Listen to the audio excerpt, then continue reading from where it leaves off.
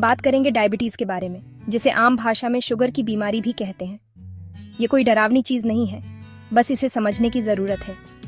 सोचिए, आपका शरीर एक गाड़ी की तरह है।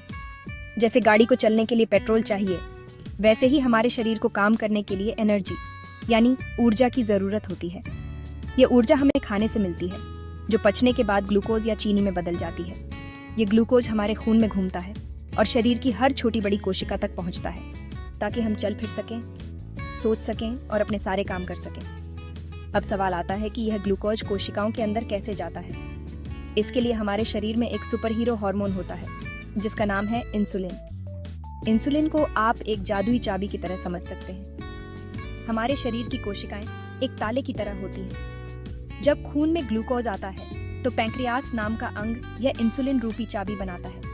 यह चाबी कोशिकाओं के ताले को खोलती है, जिससे ग्लूकोज अंदर जा पाता है और हमें ऊर्जा मिलती है। डायबिटीज तब होती है जब यह चाबी ताले वाला सिस्टम ठीक से काम नहीं करता। डायबिटीज की स्थिति में दो गड़बड़ियां हो सकती हैं। पहली, या तो आपका शरीर यह इंसुलिन वाली चाबी बनाना ही बंद कर दे।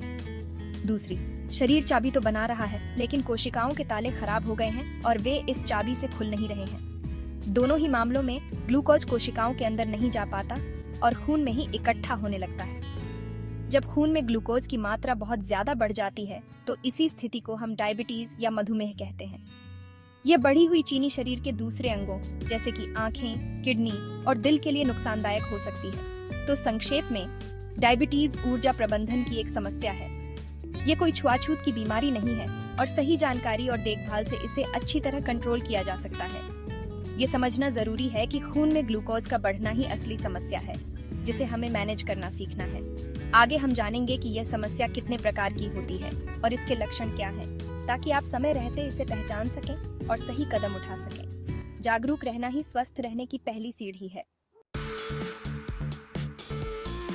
डायबिटीज मुख्य रूप से दो प्रकार की होती है, टाइप 1 और टाइप 2। दोनों में ही खून में शुगर का लेवल बढ़ता है, लेकिन इनके कारण बिल्कुल अलग अलग होते हैं। चलिए इन्हें आसान भाषा में समझते हैं। टाइप 1 डायबिटीज एक ऑटोइम्यून बीमारी है। इसका मतलब है कि हमारे शरीर का इम्यून सिस्टम, जो हमें बीमारियों से बचाता है, गलती से हमारे ही शरीर के पैंक्रियास पर हमला कर देता है। इस हमले में पैंक्रियास की वे कोशिकाएं नष्ट हो जाती हैं जो इंसुलिन बनाती हैं। नतीजतन शरीर में इंसुलिन बनना लगभग बंद हो जाता है। चाबी बनाने वाली फैक्ट्री ही बंद हो गई। ये समस्या ज्यादातर बच्चों और युवाओं में देखी जाती है, इसलिए इसे जुवेनाइल डायबिटीज भी कहते थे। चूंकि शरीर में इंसुलिन बिल्कुल नहीं बन रहा होता, इसलिए टाइप 1 डायबिटीज वाले मरीजों को जिंदा रहने के लिए बाहर से इंसुलिन के इंजेक्शन लेने पड़ते हैं। ये उनकी मजबूरी है, कोई विकल्प नहीं। इसका जीवन शैली से सीधा संबंध नहीं होता और इसे रोका नहीं जा सकता। ये बस हो जाता है। इसलिए टाइप 1 डायबिटीज के प्रबंधन का मुख्य आधार इंसुलिन थेरेपी, सही खान-पान और नियमित ब्लड शुगर की जांच करना है। दूसरी ओर टाइप 2 डायबिटीज कहीं ज्यादा आम है और दुनिया भर में डायबिटीज के लगभग 90% मामले इसी प्रकार के होते हैं। ये ज्यादातर वयस्कों में होती है, लेकिन आजकल खराब जीवन शैली के कारण ये युवाओं में भी दिखने लगी है।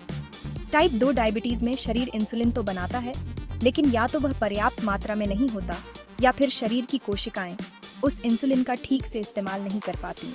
इस स्थिति को इंसुलिन रेजिस्टेंस कहते हैं। मतलब चाबी तो है, पर ताले थोड़े जाम हो गए हैं और ठीक से खुल नहीं रहे। टाइप 2 डायबिटीज के विकास में हमारी आदतें एक बड़ी भूमिका निभाती हैं। ज्यादा वजन होना, शारीरिक गतिविधि की कमी, अस्वस्थ खान-पान और पारिवारिक इतिहास इसके मुख्य कारण हैं। अच्छी बात यह है कि टाइप 2 डायबिटीज को काफी हद तक रोका जा सकता है या इसे टाला जा सकता है। जीवन शैली में सही बदलाव करके, जैसे कि स्वस्थ भोजन, नियमित व्यायाम और वजन को नियंत्रित करके, इसके खतरे को बहुत कम किया जा सकता है। शुरुआत में इसे दवाओं या गोलियों से नियंत्रित किया जा सकता है, लेकिन अगर ध्यान न दिया जाए तो आगे चलकर इंसुलिन की जरूरत भी पड़ सकती है। डायबिटीज चुपके से शरीर में दस्तक दे सकती है, इसलिए इसके लक्षणों को पहचानना बहुत जरूरी है। जब खून में शुगर का लेवल बढ़ जाता है, तो शरीर हमें कुछ संकेत देना शुरू कर देता है। सबसे आम लक्षणों में से एक है बार बार पेशाब आना। ऐसा इसलिए होता है क्योंकि शरीर खून में मौजूद अतिरिक्त शुगर को पेशाब के रास्ते बाहर निकालने की कोशिश करता है। जब शरीर से ज्यादा पानी बाहर निकलता है, तो जाहिर है कि प्यास भी ज्यादा लगेगी। इसलिए अगर आपको अचानक बहुत ज्यादा प्यास लगने लगी है और आप बार बार बाथरूम जा रहे हैं, तो यह एक चेतावनी हो सकती है। इसके अलावा बहुत ज्यादा भूख लगना भी एक अहम लक्षण है। जैसा कि हमने पहले समझा, डायबिटीज में कोशिकाएं ग्लूकोज का इस्तेमाल ऊर्जा के लिए नहीं कर पाती। इस वजह से शरीर को लगता है कि उसे और भोजन की जरूरत है और आपको हर समय भूख महसूस हो सकती है। लेकिन मजे की बात यह है कि इतना खाने के बावजूद आपका वजन बढ़ने की बजाय कम होने लगता है। ऐसा इसलिए होता है क्योंकि शरीर ऊर्जा के लिए मांसपेशियों और फैट को तोड़ने लगता है, जिससे वजन घटने लगता है। बिना किसी कोशिश के वजन कम होना एक गंभीर संकेत हो सकता है। अन्य लक्षणों में बहुत ज्यादा थकान महसूस होना शामिल है। जब शरीर की कोशिकाओं को पर्याप्त ऊर्जा नहीं मिलती तो आप हर समय थका हुआ और सुस्त महसूस करते हैं। आंखों के सामने धुंधलापन भी एक संकेत हो सकता है, क्योंकि खून में हाई शुगर आंखों के लेंस पर असर डाल सकता है। इसके अलावा अगर आपके घाव या चोटें सामान्य से ज्यादा धीरे धीरे ठीक हो रहे हैं तो यह भी डायबिटीज का एक लक्षण हो सकता है। हाई ब्लड शुगर रक्त संचार को प्रभावित करता है और शरीर की खुद को ठीक करने की क्षमता को कम कर देता है।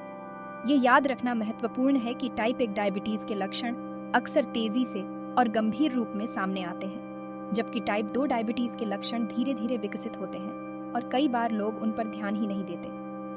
कई लोगों को सालों तक पता ही नहीं चलता कि उन्हें डायबिटीज है। इसलिए यदि आप इनमें से कोई भी लक्षण महसूस कर रहे हैं या आपके परिवार में किसी को डायबिटीज है तो बिना देर किए डॉक्टर से मिलें और अपना ब्लड शुगर टेस्ट जरूर कराएं। शुरुआती जांच और सही प्रबंधन आपको गंभीर समस्याओं से बचा सकता है।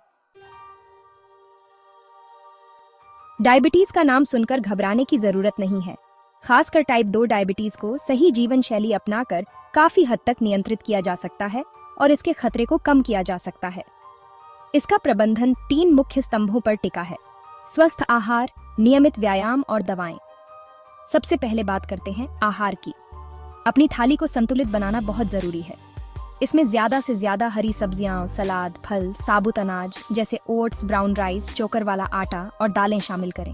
मीठी चीजों, कोल्ड ड्रिंक्स, मैदे से बनी चीजों और तले हुए भोजन से दूरी बनाना सीखें। दूसरा स्तंभ है शारीरिक गतिविधि यानी व्यायाम। आपको जिम जाकर भारी वजन उठाने की जरूरत नहीं है। हर रोज कम से कम 30 मिनट की तेज चाल, जॉगिंग, साइकिलिंग या तैराकी भी कमाल कर सकती है।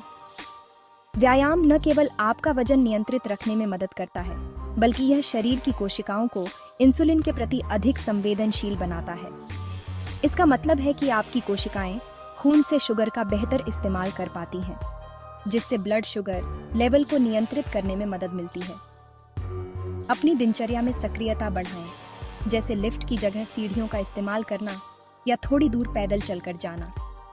तीसरा और महत्वपूर्ण स्तंभ है दवाएं और नियमित निगरानी। यदि आपको डायबिटीज का निदान हुआ है तो डॉक्टर द्वारा बताई गई दवाओं को नियमित रूप से और सही समय पर लेना बहुत जरूरी है। ये दवाएं आपके ब्लड शुगर को नियंत्रित करने में मदद करती हैं। इसके साथ ही घर पर ग्लूकोमीटर की मदद से अपने ब्लड शुगर लेवल की नियमित जांच करें। ये आपको यह समझने में मदद करेगा कि कौन सी चीजें खाने से या कौन सी गतिविधि करने से आपका शुगर लेवल बढ़ता या घटता है। इस जानकारी से आप अपनी जीवन शैली में बेहतर बदलाव कर सकते हैं। अंत में तनाव प्रबंधन और पर्याप्त नींद भी बहुत महत्वपूर्ण है। तनाव से ऐसे हार्मोन निकलते हैं जो ब्लड शुगर लेवल को बढ़ा सकते हैं। इसलिए योग, ध्यान या अपने शौकों के लिए समय निकालकर तनाव को दूर रखें। साथ ही हर रात 7 से 8 घंटे की अच्छी नींद लेना सुनिश्चित करें। डायबिटीज एक मैराथन दौड़ की तरह है, स्प्रिंट की तरह नहीं। इसे धैर्य और अनुशासन के साथ प्रबंधित करना पड़ता है। समय पर निदान, सही जानकारी और स्वस्थ जीवन शैली अपनाकर आप डायबिटीज के साथ भी एक लंबा और स्वस्थ जीवन जी सकते हैं। इसे एक चुनौती के रूप में नहीं, बल्कि एक स्वस्थ जीवन जीने के अवसर के रूप में देखें।